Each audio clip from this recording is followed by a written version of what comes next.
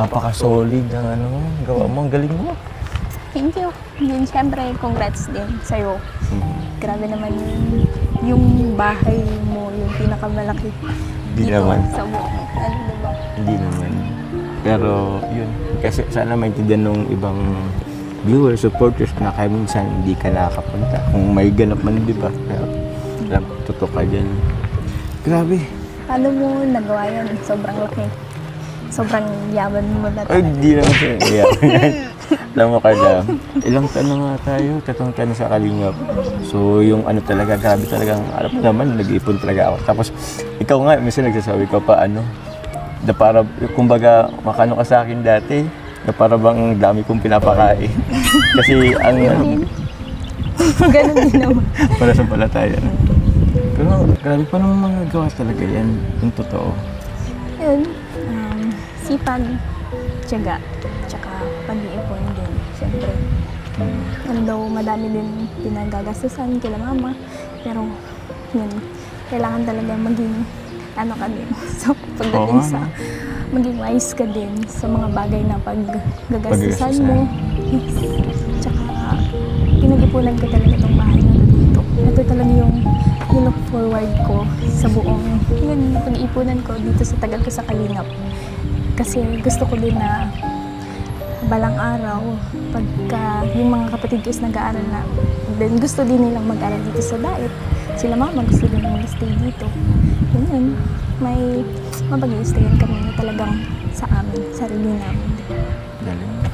Para hindi na umupan. Yes. Galing mo din. Ako naman, ganun din.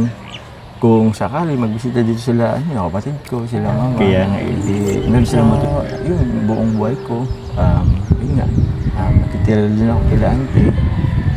Actually, di ko nga inisip na darating itong panahon. Itong ganitong panahon na makapagpatayo ako ng sarili kong bahay. Tapos yun, syempre, maging proud sila kapatid ko, sila mama. Nakalungkot nga lang na yun, hindi na to makikita ni Papa. Pero I'm sure naman... Sobrang proud si Papa mo sa iyo, syempre. Oo. Nakalungkot talaga. Minsan parang huli na ang lahat eh.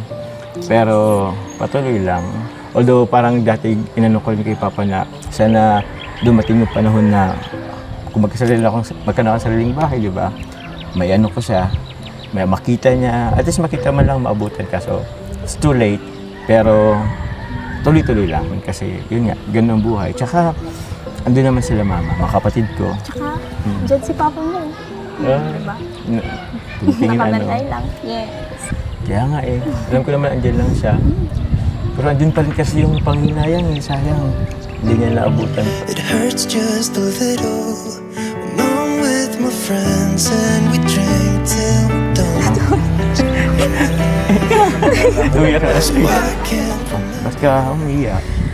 Wala lang, nakakagulat lang din. Tapos nakaka-proud sa sarili kasi hindi ko rin akalain na yung mga gantong bagay is magagawa ko, diba?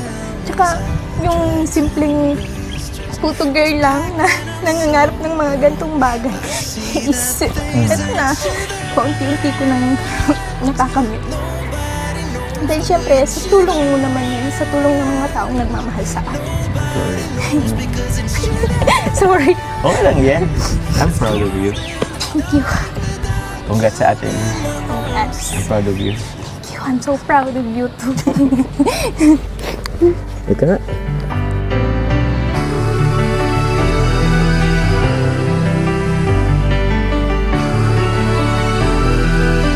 Mas lumalabas ang totoong samahan sa mga ganitong simpleng usapan.